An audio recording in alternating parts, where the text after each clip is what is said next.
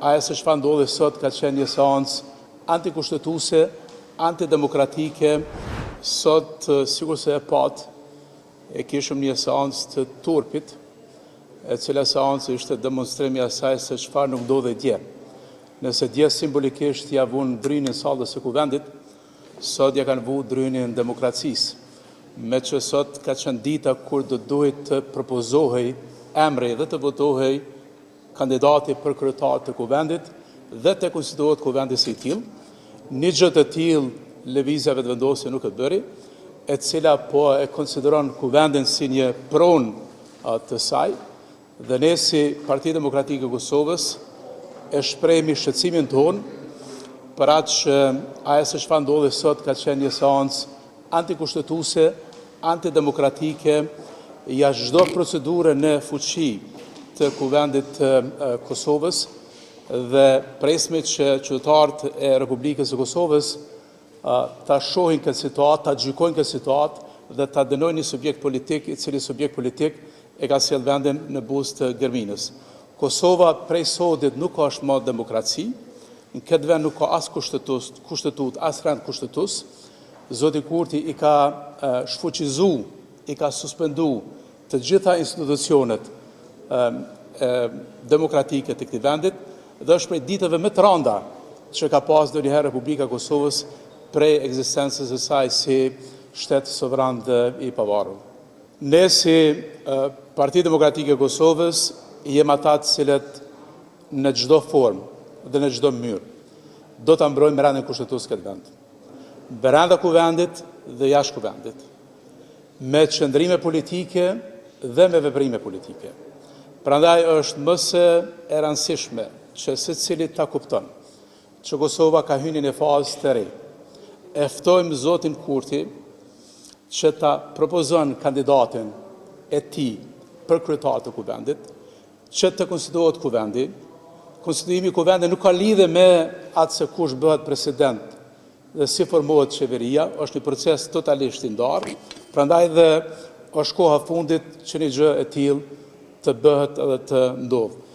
Mjerisht, ajo se çfarë po shohmi, jo vetëm dje, pra mbrëmje edhe sot, por çfarë kem parë në këto 2 vitet e fundit, është që në këtë vend ka vetëm një periudhë të shkurtë të asaj se çfarë është demokraci, kur është gara zgjedhore.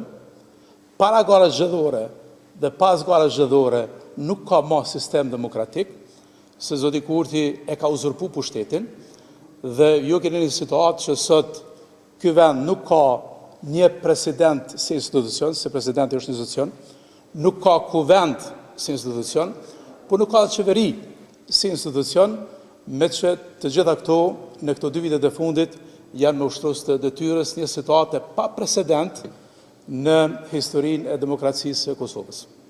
Mendoj që gjykata kushtetuese është e qartë në formën e kristalt, e cila në akvendimet e saj, në gjykimet e saj, ka sqaruar situatën e cila ka vlerë deri mbrëm, që brenda 30 ditësh do duhet të zgjidhej kryetari i kuvendit, nënkryetari i kuvendit dhe të konstituohet kuvendi. Unë nuk mendoj që betejë më është vetëm ligjore, mendoj që betejë është mbi gjitha e natyrës politike, por qytetarët e Kosovës duhet ta dinë një gjë, që ky vend ka lëviz drejt një anarkie të plotë totale. Burimi i kësaj anarkie është zoti Kurti dhe lëvizja vetëvendosje, dhe ne si deputet të kuvendit të Kosovës që dje jemi betuar. Dhe kur betohemi, ne betohemi që do të mbrojmë integritetin institucional. Dhe ky integritet institucional është shu pranë në orën 12 të natës dhe si i tillë nuk ekziston më.